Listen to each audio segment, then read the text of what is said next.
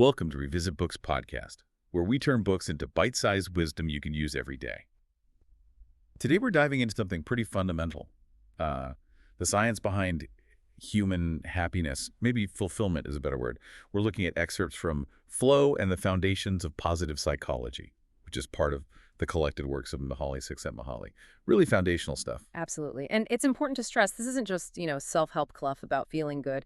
It's a really rigorous scientific look at what actually makes a life feel meaningful, productive, worth living. Yeah, and the author, Csikszentmihalyi, his own story is just incredible. It really frames why he was so driven. It really does. His motivation wasn't purely academic, was it? It came from this incredibly deep personal place, stemming from trauma, frankly. Right. Growing up stateless in Rome, mid-century chaos, World War II casting this huge shadow, you can almost feel the confusion and the senselessness he must have experienced. That's the heart of it.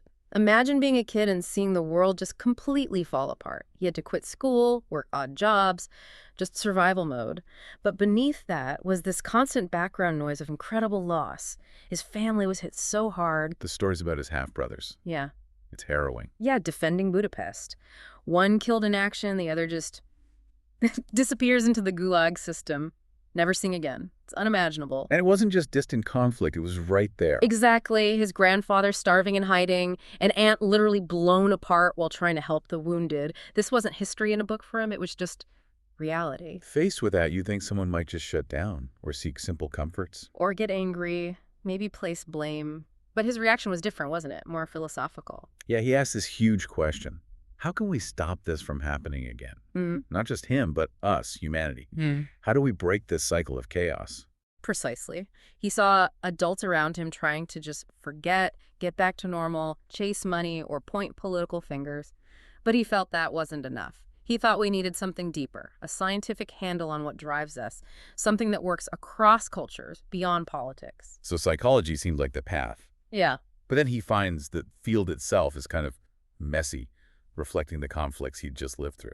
He did. In Europe, he'd encountered these visionary thinkers, people like Jung, Teilhard de Chardin, big holistic ideas about the human spirit, evolution of consciousness. Grand visions. Grand visions, exactly. Hugely influential on him, especially through his mother, but, maybe not always backed by hard data, by empirical rigor. And then he comes to America in the 50s and finds the total opposite. Pretty much. American psychology was heavily into behaviorism, psychoanalysis, very skeptical, very empirical, focused on what you can measure, often on pathology, what's wrong with people, sometimes quite reductionist. So his big challenge, his life's work really, was trying to bridge that gap. That's the quest you see across his collected works.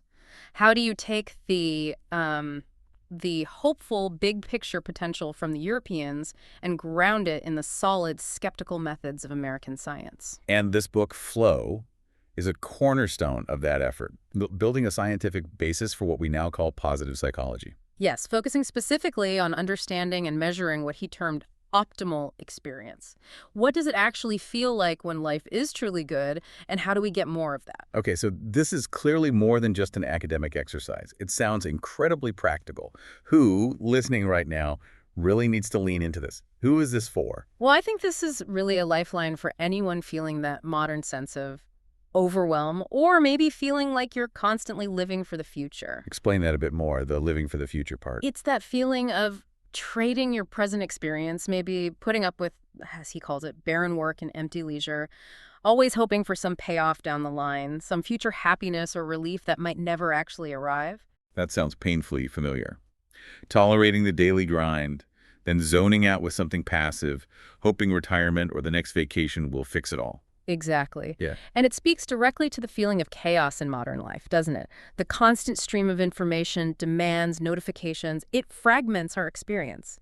This work offers a way to find structure, to find meaning within that chaos, not by escaping it, but by engaging with it differently. So it gives you actual tools, not just ideas. Concrete tools, that's the beauty of it. You get the experience sampling method, the ESM, which is like a diagnostic tool for your own daily life, see what's really going on. Right. And then you get the flow model, which is the framework for actively improving the quality of those daily moments.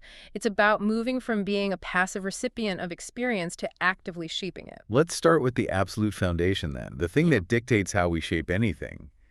It all seems to come back to Attention. That's the first huge insight, yeah. Attention is a limited, controllable psychic energy. That's the bedrock. Psychic energy? Sounds a bit mystical.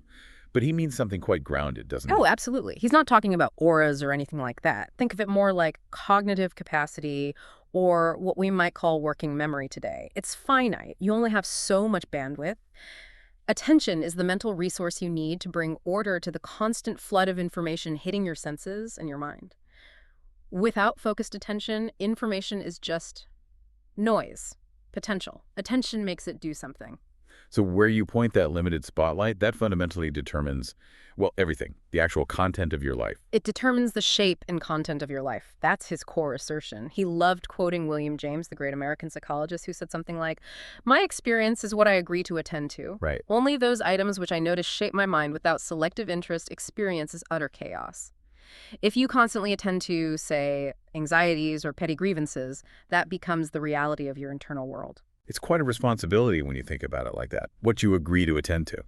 So what happens when we fail to manage this resource? When we can't direct it? Or the chaos outside overwhelms our ability to order it? That's when you fall into what he calls psychic entropy. Entropy, from physics, it means disorder, randomness, wasted energy. Okay. In the mind, psychic entropy means your attention isn't ordering information effectively. Your thoughts might be conflicting, pulling you in different directions. You can't focus on a goal.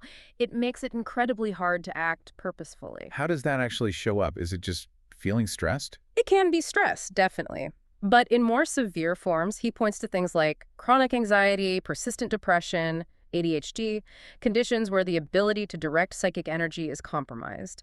At the extreme end, maybe even psychosis, where there's a complete breakdown in the ability to control thought and perception. But even just that everyday feeling of being frazzled, scattered, trying to multitask, that's low-level entropy. You're fragmenting your limited energy. Right. Spreading it too thin, achieving less, feeling worse. It feels like informational overload causing internal disorder. Yeah. So the flip side must be true. Why does focusing feel good? Because voluntary focus is basically a state of optimal interaction. It's you taking control. When you choose to dedicate your attention fully to something, a task, a conversation, a piece of music, you are directing the flow of information. It gives you a sense of agency. A fundamental sense of agency, yes. And maybe even deeper, he talks about it reducing ontological anxiety. Ontological anxiety, that sounds serious. It's that deep down human fear of, meaninglessness. Impotence, non-existence, that feeling of being insignificant in a huge, indifferent universe. When you're intensely focused, mastering a skill, solving a problem, you're effectively saying, I am here, I can make a difference, I can control this little piece of reality. It counters that existential dread by proving your own effectiveness. It brings order. Okay, so attention is this crucial, limited currency. But how do you actually track how it's being spent? You mentioned traditional methods weren't great. Not at all. And that brings us to the second big insight. The experience sampling method, ESM, reveals subjective reality. This was a major breakthrough. Before ESM, researchers relied mostly on asking people afterwards diaries, interviews, questionnaires about how happy are you generally, or how much time did you spend working last week. And the problem is, our memories aren't perfect recorders. Far from it. Especially for feelings, we forget, we generalize, we maybe subconsciously edit our memories to fit how we think we should feel or what we think we did. The old time budget studies, for instance, often completely missed all the time people spent just idling, daydreaming, staring out the window, not really doing anything specific. And they definitely couldn't capture moment-to-moment feelings like happiness or anxiety accurately. So how did ESM get around that? It was pagers, right? Beepers. It sounds very retro now. It was cutting edge in the 70s, yeah. Participants carried these electronic pagers. The researchers would signal them randomly, maybe 7, 8, 10 times a day, throughout their waking hours for about a week. Randomly, that's key. So it catches you in the middle of whatever you're doing. Exactly, no predicting it. When the beep went off, you had to stop immediately and fill out a short questionnaire. The Experience Sampling Form, or ESF. Right then and there. Yeah. What kind of things did it ask? It was pretty clever. Quick to fill out, like under 3 minutes. It got objective stuff. Where are you? What are you doing? Who are you with? What are you thinking about? But crucially, it also had around 40 numerical scales, like 0 to 10, to capture your subjective state at that exact moment. How challenged do you feel? How skilled? How happy, sad, anxious, motivated, sociable? Wow, so it's like taking little snapshots of your inner and outer world throughout the day. Mm. Minimizes that memory bias. Precisely. It connects the objective situation to the subjective feeling in real time. But hang on, wouldn't getting beeped all the time, having to stop and analyze yourself, wouldn't that disrupt the very experiences you're trying to measure? Mm-hmm. Especially something like flow. That's the million-dollar question, methodologically. And they looked into it carefully. What they found was, yes, it's a bit disruptive at first, but people habituate surprisingly quickly. And interestingly, when people reported being deeply engrossed in flow, they often said the beep was barely noticeable, or they could get right back into the activity afterwards. It suggests those really focused states are quite robust. That's good to know. So what did this real-time data actually reveal? Let's talk about some findings. The TV study you mentioned earlier sounds fascinating. Yes, the television as a state finding from Chapter 7. It really flipped the script. People assumed watching lots of TV made you passive or unhappy. The ESM data showed something more nuanced. Heavy TV watching was significantly predicted by people feeling worse earlier in the day. Specifically, lower effect, feeling more unhappy, hostile, unsociable in the afternoon, often led to more TV time in the evening. So the bad mood comes first, and TE is the response, like self-medication. Exactly. It suggests TV is often used as an escape hatch, an attempt to regulate or numb those negative feelings from earlier. It provides a kind of low-effort, relaxed state. A neutral gear, as you said. Yeah. But, and this is the important part, while it might temporarily distract from the bad mood, it didn't necessarily make people feel good. And crucially, it often took time away from activities that could have genuinely improved their mood long-term, like socializing, hobbies, or exercise. Creating potential growth for temporary numbness. Okay. What about being alone? Solitude. People often think of it as restorative. Well, the ESM data showed a bit of a paradox there, too. Immediately, when people were alone, their reported moods tended to dip. Really? Lower moods. Yeah, consistently. Compared to being with others, people alone reported feeling more lonely, bored, irritable, sometimes passive. There seems to be an immediate effective cost to stepping away from social connection. But that's not the whole story, is it? There were longer-term benefits. That's the paradox. Despite the immediate dip, follow-up reports often showed that periods of solitude led to increased alertness, cheerfulness, and feelings of strength later on. It's like solitude allows for some necessary mental processing or reorganization, even if it feels a bit bleak in the moment. And for teenagers, you mentioned cognitive benefits. Yes, this was striking. Adolescents in these studies actually reported better concentration and found it easier to focus when they were alone. They felt more peaceful, less self-conscious. Some studies even linked adequate time spent alone with better overall adjustment and school performance. So even if it felt a bit lonely sometimes, that focused cognitive time was really valuable for them. Okay, one more ESM finding, the one about work and leisure. So this really challenges assumptions, right? Totally blew them up. The Yeah. standard idea was work, obligation, extrinsic motivation, paycheck, probably not enjoyable. Leisure choice, intrinsic motivation, fun, enjoyable, simple. But reality, captured by the ESM, was much messier. Much messier. Yes, on average, obligatory things like work or commuting weren't rated as highly intrinsically rewarding, maybe only around 3–4% for work. But the key thing was, they could be.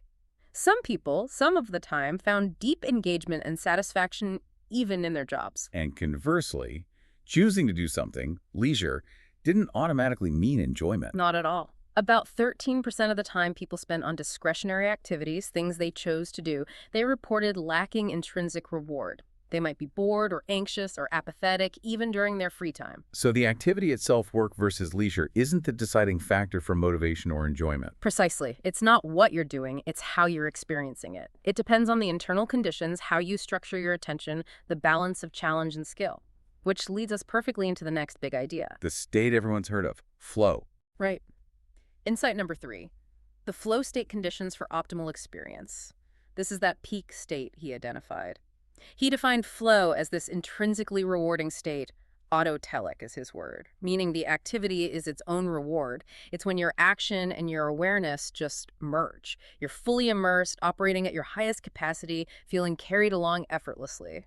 And he didn't just describe it, he built a model based on all that ESM data and interviews with climbers, artists, surgeons, chess players. Exactly, the flow model.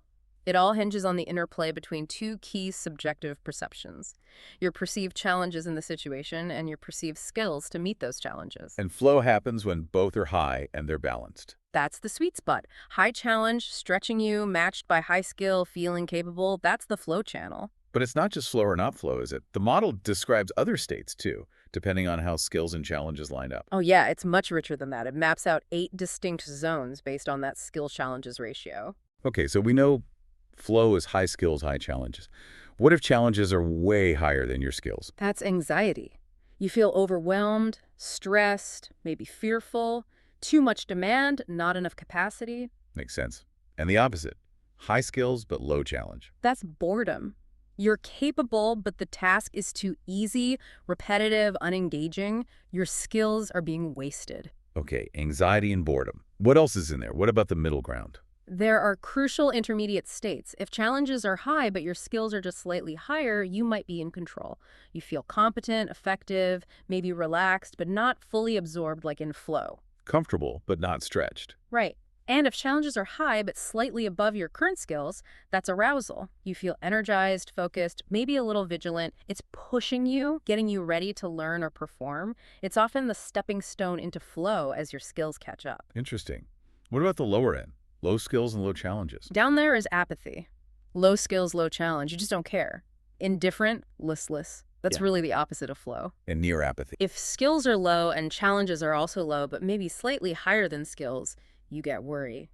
Feeling incompetent, but maybe not highly stressed. If challenges drop even lower relative to low skills, you might hit relaxation. Passive, low engagement, restful maybe, but not growth-oriented. So it's this whole dynamic map of consciousness. Yeah. And those unpleasant states, anxiety and boredom, they actually serve a purpose. They're signals. They're uncomfortable for a reason. They push you to adjust. If you're bored, the natural tendency is to seek more challenge, try something harder, faster, more complex. And if you're anxious, You're motivated to increase your skills practice, learn more, prepare better, or maybe simplify the challenge temporarily until you feel more capable. It's a constant feedback loop driving us towards that engaging flow channel. when people hit that flow channel, the descriptions of the experience itself are remarkably similar, aren't they? Regardless of whether they're climbing a mountain or playing the piano. Astonishingly consistent. Let's break down those markers. First, there's that intense focused concentration. Total absorption. Yeah, everything else just fades away. Distractions disappear. He quotes a composer saying something like, the phone could ring, the house could burn down. He wouldn't even notice once he's really in it.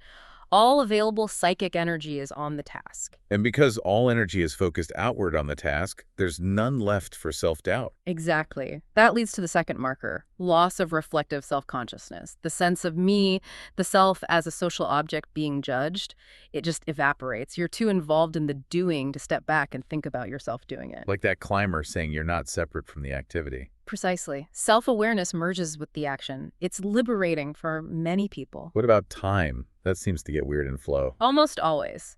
The distortion of time sense is classic. Usually time flies. Hours pass like minutes. Athletes, artists, programmers all report this. Losing track completely.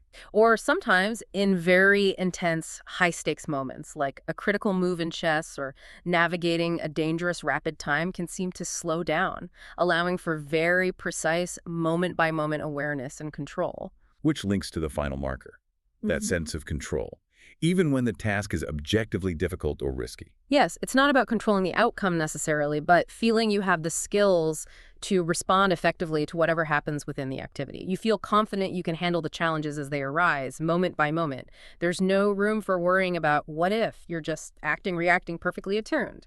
This deep engagement, this optimal experience, it feels fundamentally different from just seeking pleasure.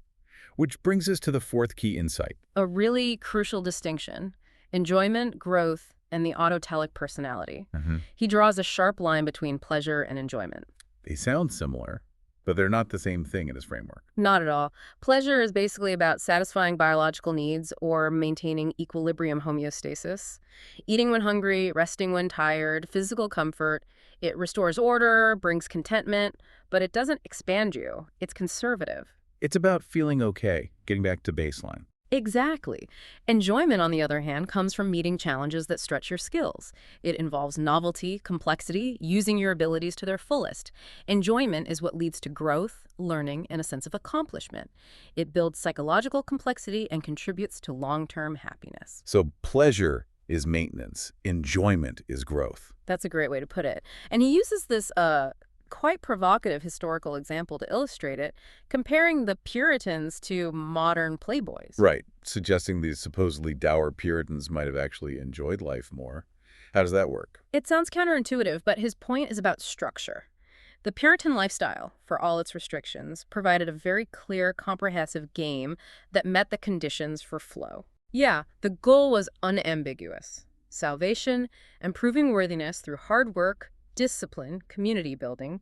The rules were strict. Feedback was constant. Success in your work was seen as a sign of grace, failure assigned to redouble efforts.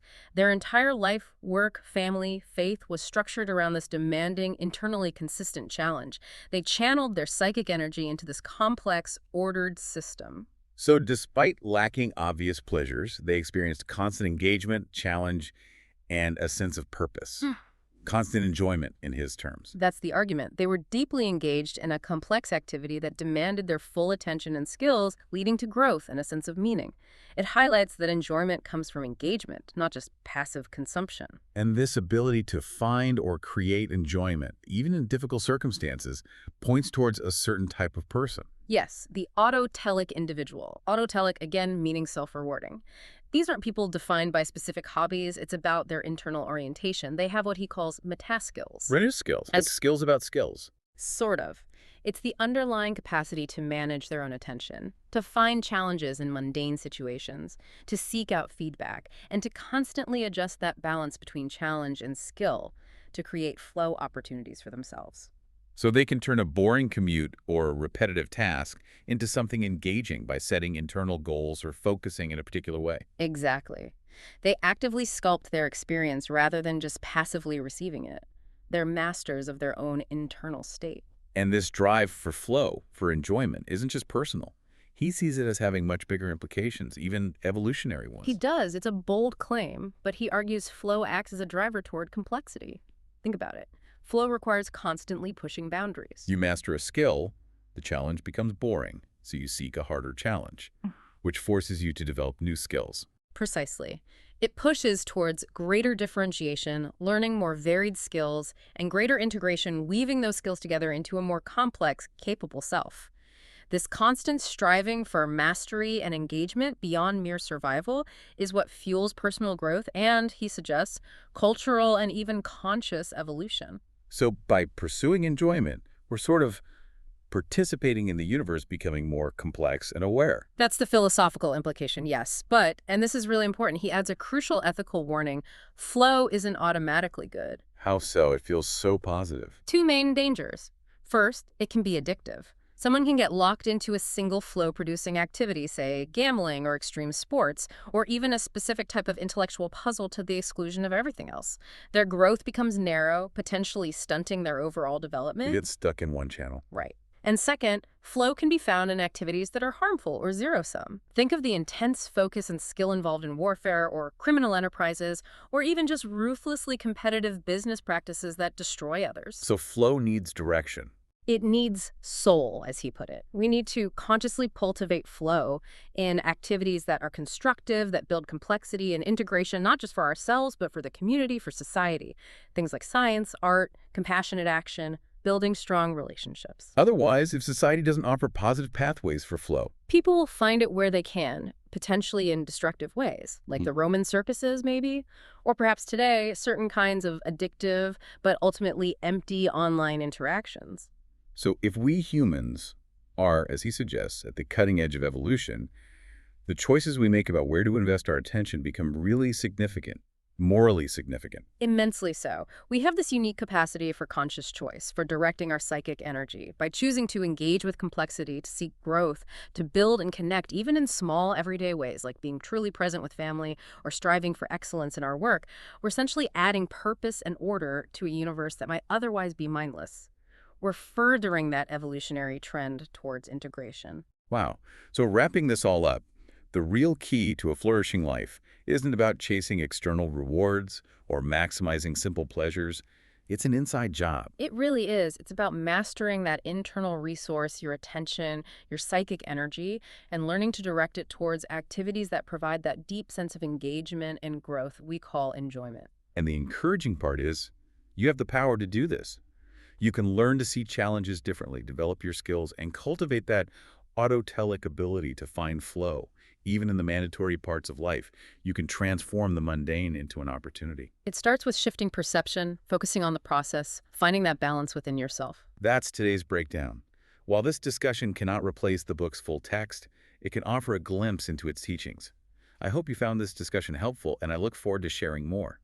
Let me know what book next you want to discuss.